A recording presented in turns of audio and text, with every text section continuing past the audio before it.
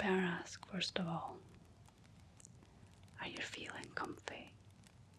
Are you feeling cozy and comfy right now?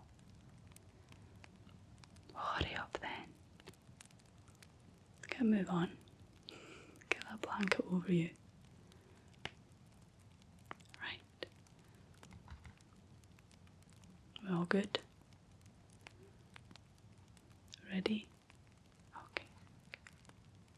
Then I'll begin. Once, a long time ago in the kingdom of Fife, there lived a Guidman and his wife. The old man was a quiet and hard-working soul, but his wife was so skeery and flighty that the neighbours used to nudge each other and whisper that they feared she might be a witch.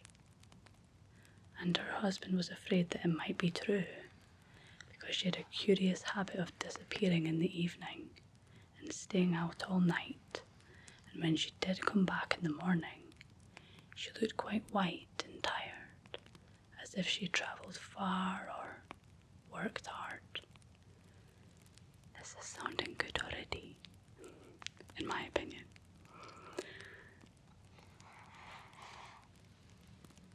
Try as he might to watch her carefully and find out where she went and what she did, he never managed to do so, because she always slipped out of the door whilst he wasn't looking, and before he'd reached it to follow her, she'd vanished completely.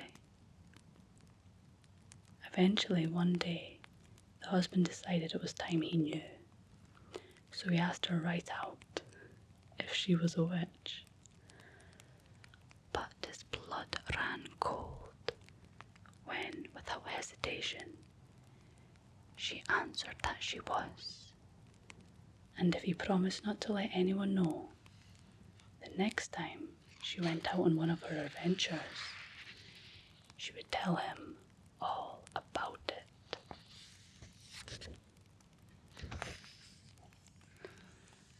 Well, the old man agreed because he thought it was only right that a husband should know all about what his wife got up to.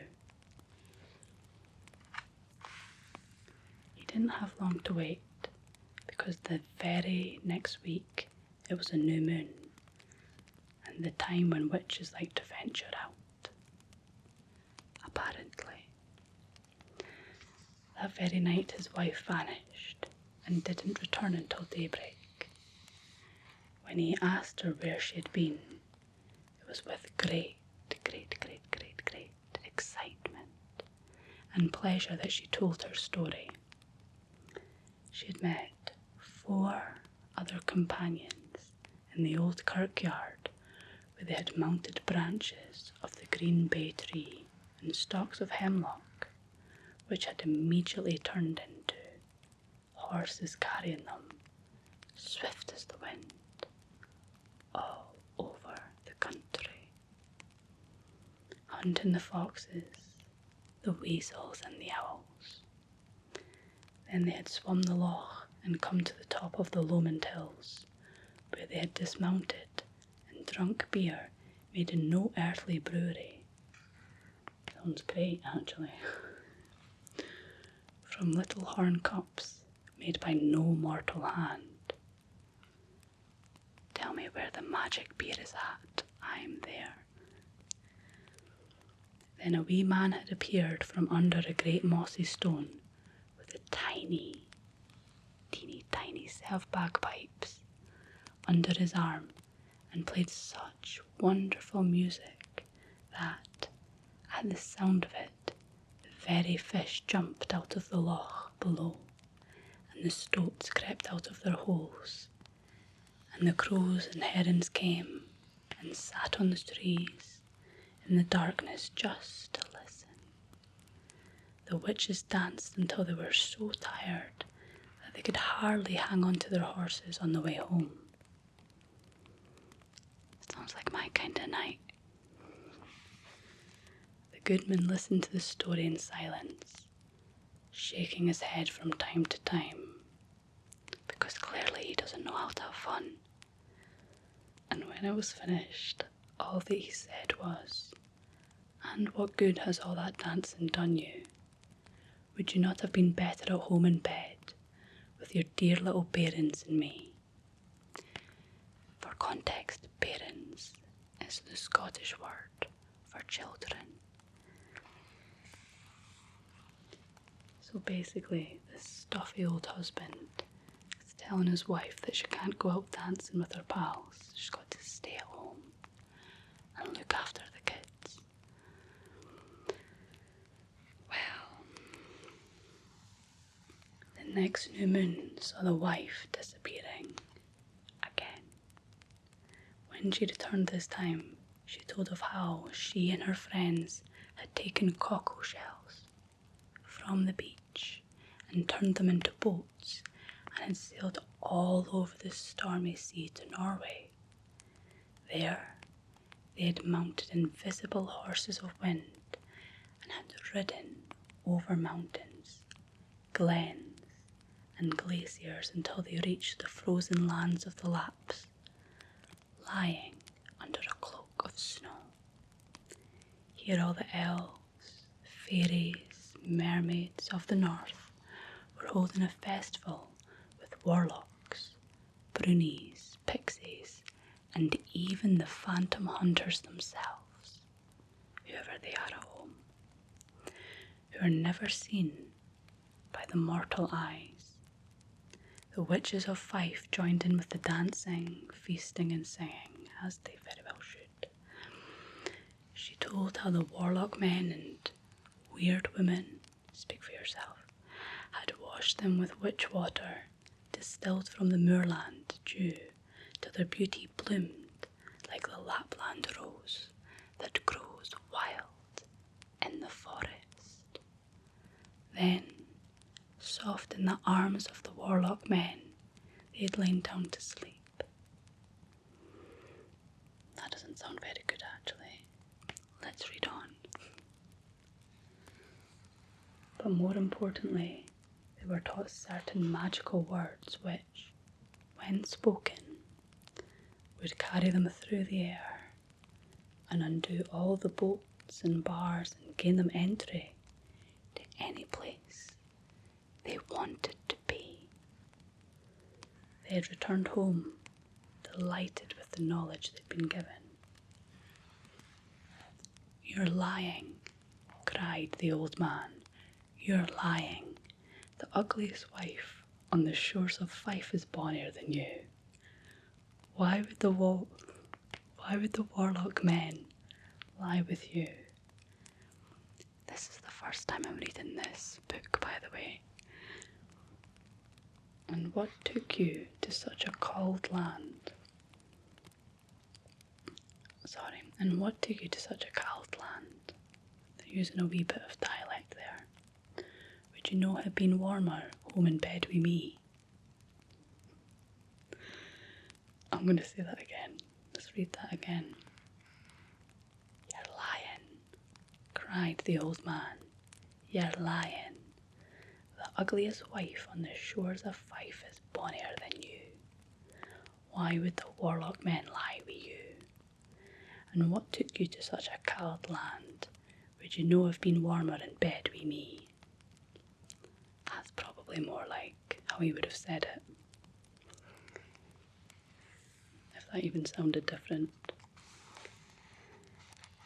But the next time he took a wee bit more notice of what she said, because she told of how they had met in the cottage of one of her friends, and how, having heard that the Lord Bishop of Carlisle had a very fine wine cellar, they'd each placed a foot on the pan hook over the fire and had spoken the magic words they'd learned from the elves of Lapland.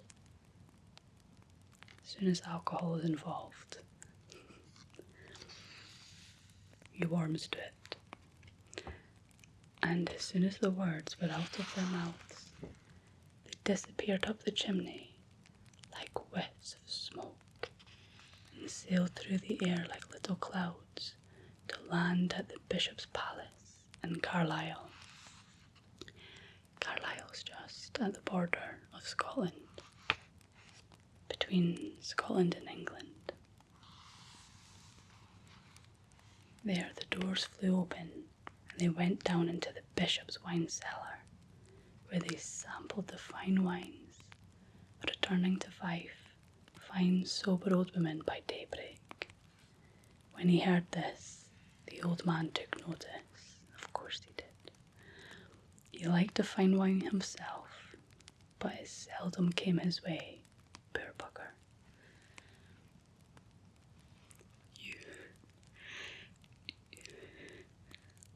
You're a wife to be proud of, he cried. Maybe you could tell me these words. I would like to go and sample the bishop's wine myself. Nah, she replied.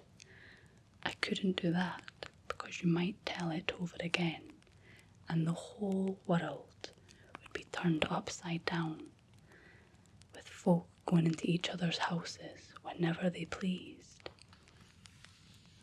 And although he tried to persuade her with all the soft words he could think of, she wouldn't give up her secret. But he had a sly side, and the thought of the bishop's wine stayed with him. Sounds like a typical Scottish bloke if you ask me. So night after night he visited the other cottages in the hope that he would catch his wife and her friends meeting there. One night they assembled, and in low tones, amid chuckles of laughter, as they reminded each other of their adventures in Lapland, one by one they climbed onto the sooty hook, repeated the magic words, and disappeared up the lum, which is basically just another word for the chimney. I can do that too, he thought, crawling out of his hiding place and running to the fire, where he put his foot on the hook and repeated the magic words he had heard. He too flew up the lum and out into the night air after his wife and her companions, and, as witches never look over their shoulders, he wasn't noticed until they reached the bishop's cellar. They weren't pleased when they discovered he was amongst them, but what could they do? They got on with enjoying themselves, sampling the wines as before, but while they just took a little here and a little there, the husband was not so cautious. He drank so much that he was fast asleep on the floor when the time came to leave.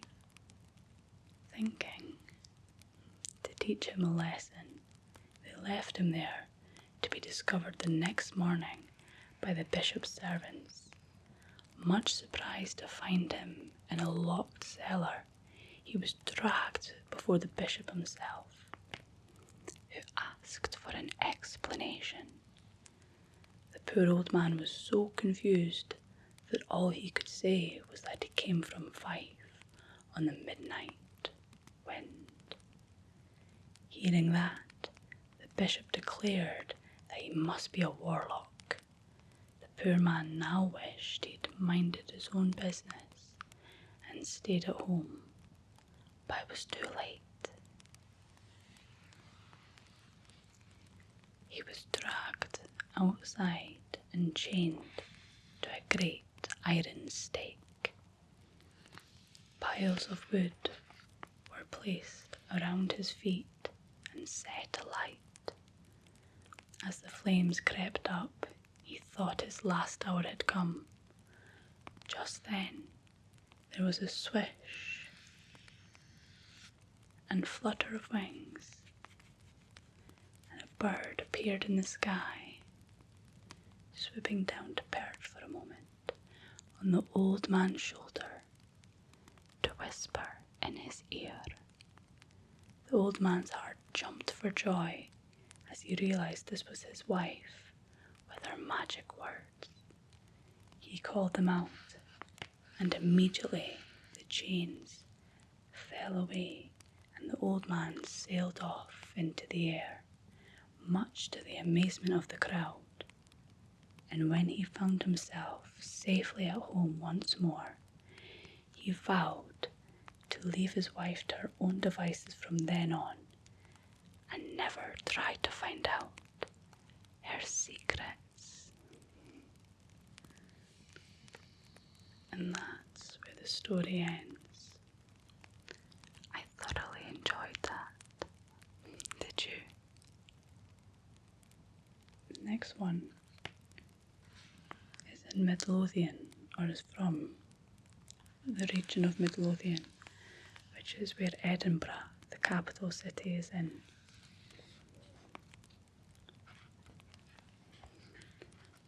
Shall we choose one of the Midlothian stories? Let's have a wee keek.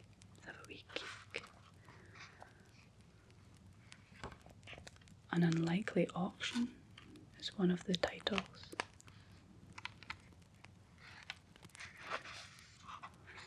Oh, The Fairy Boy of Leith. That sounds quite fun. Leith is an area within Edinburgh, down by the water.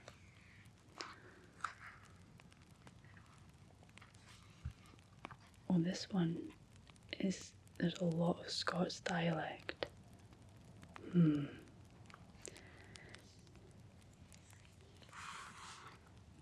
Maybe for another day.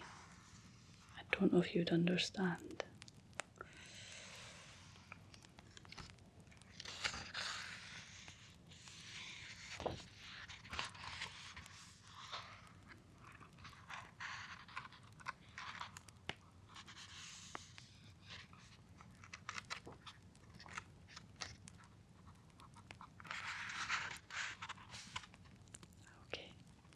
How about the Holy Princess of East Lothian?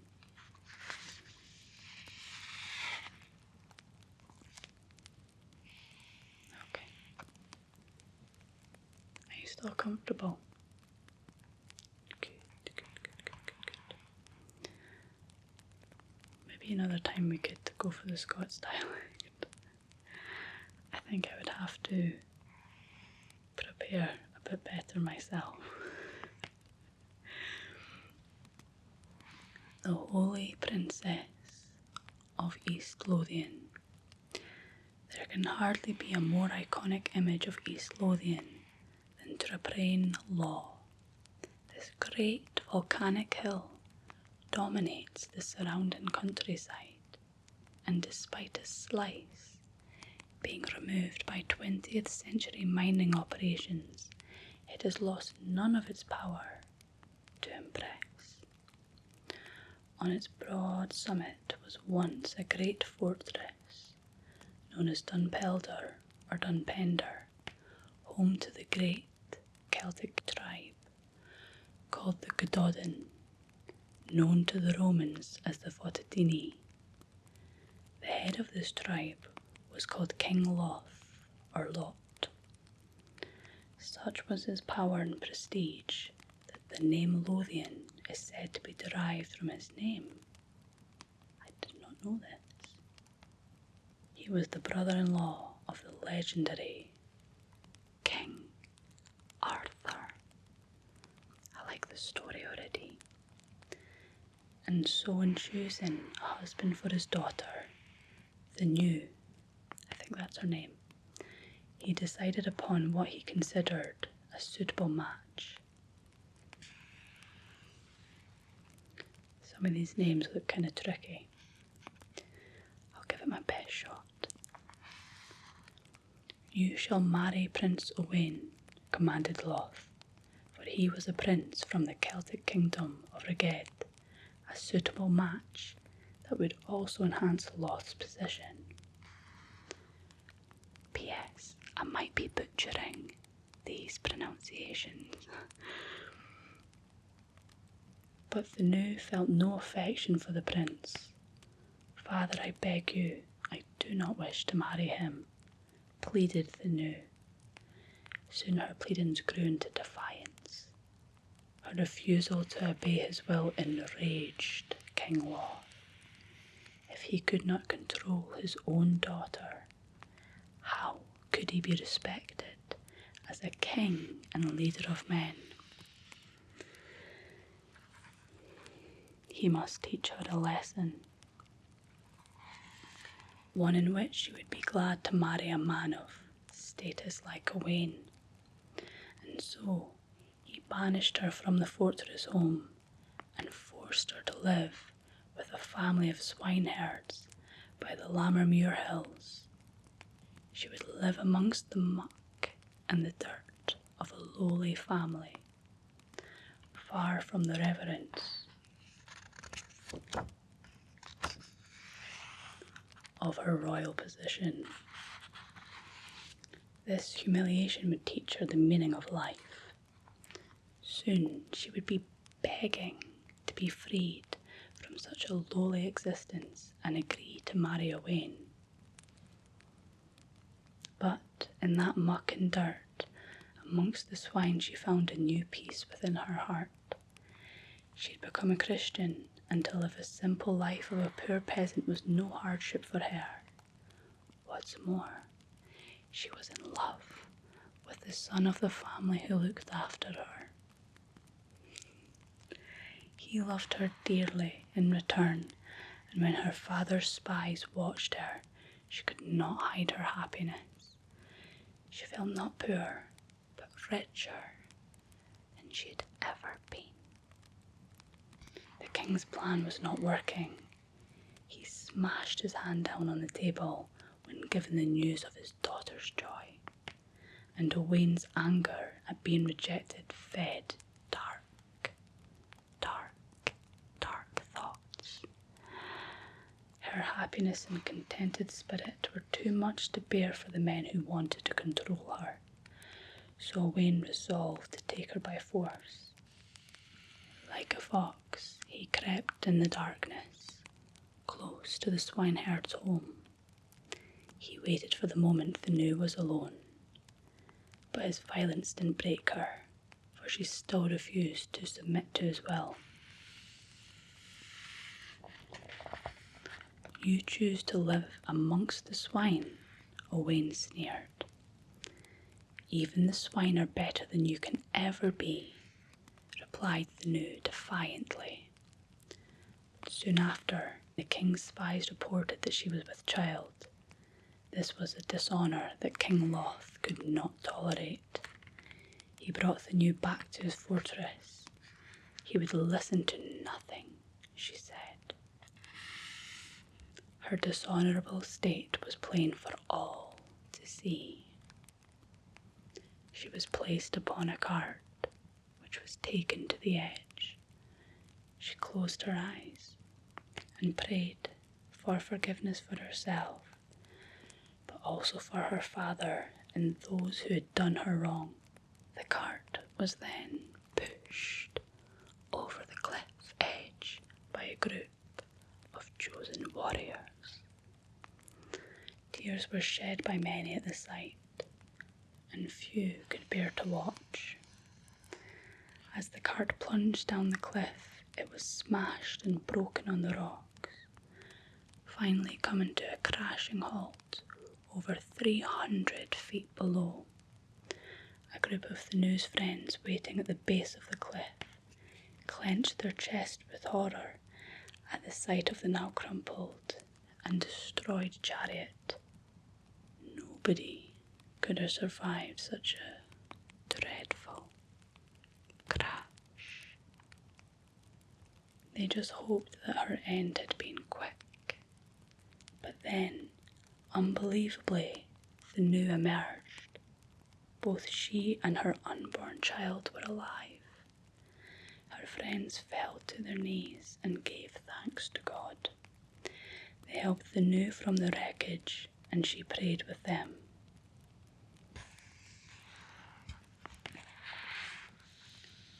The pole from the cart splintered away and buried itself into the ground like a giant spear. From where it pierced the ground, a spring wished for. A holy well was now at the base of the rock. "What dark magic is this?" cried her father's advisers. "It is witchcraft," said the king.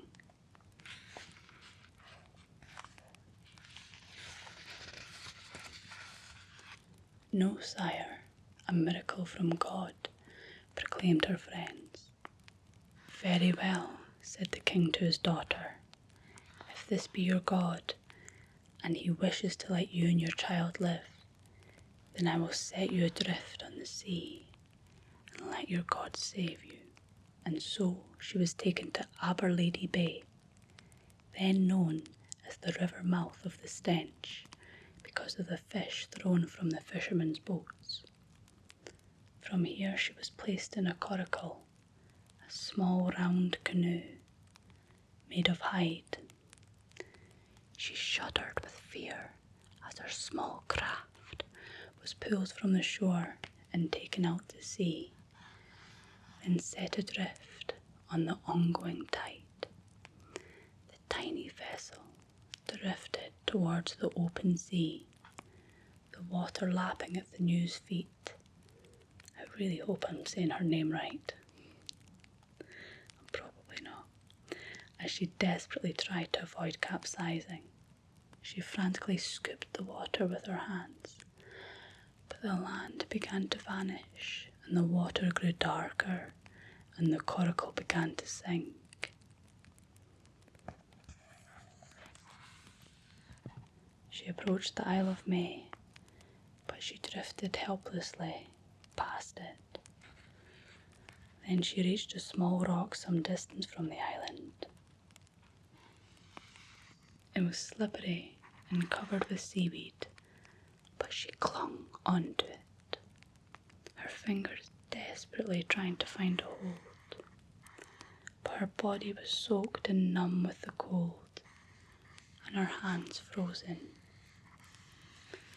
The waves crashed over her, and she slipped from the rock back into the swirling sea.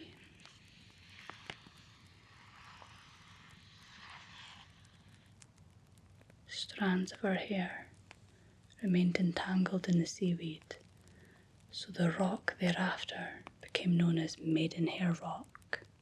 The sea was claiming her and her unborn child, and so in desperation she prayed to God. The fish which had followed her from Aberlady Bay now began to swim around her. Then seals appeared and gulls circled above. She was no longer alone. She scrambled back to her small half-sunk vessel, and now it began to move back into the Firth. So the Firth is a river. Night began to fall and exhaustion overcame her. She closed her eyes and slipped into unconsciousness. When the morning mist cleared, a shore appeared before her. There she landed by Culross in Fife, back in Fife. It was just as well, for there she gave birth to her son, whom she called Kentigern, meaning First Lord in her Celtic language. At that moment, some shepherds found her, took pity and warmed her by a fire. They were good men, and took news of the maiden with a newly born boy to the local holy man. He was Saint Seraph, who helped raise the child, who became one of the most important saints in Scotland, often called St Mungo, meaning my dear friend, patron saint of Glasgow. And so began another great story. But what of King Loth? His vengeance was now directed towards the swineherd. He tried to hunt him down, but the young lad retreated into the marshy ground. Then the hunter became the hunted. The young lad lay in wait for the king close to his fortress home. As the Loth passed by, the swineherd threw a spear. The legendary King Loth now lay dead in the shadow of his fortress. Tradition said he was buried where he had fallen, and a great stone was erected on the spot as a memorial, forever after known as the Loth Stane. It is still to be seen, and although its location has been moved slightly, it stands as a memorial to one of East Lothian's great legends. I had never heard of that story. Well, I told you I didn't know a lot about Scottish folklore, but I'm very pleased that these stories did not disappoint. Full of magic, mystery, and drunken Scottish people.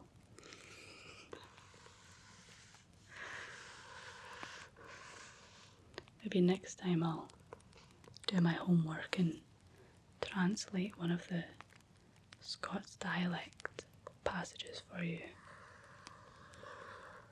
But for now, it's time for you to fall asleep. So close your eyes and perhaps you'll whisk away to Norway and drink all the wine of the bishop.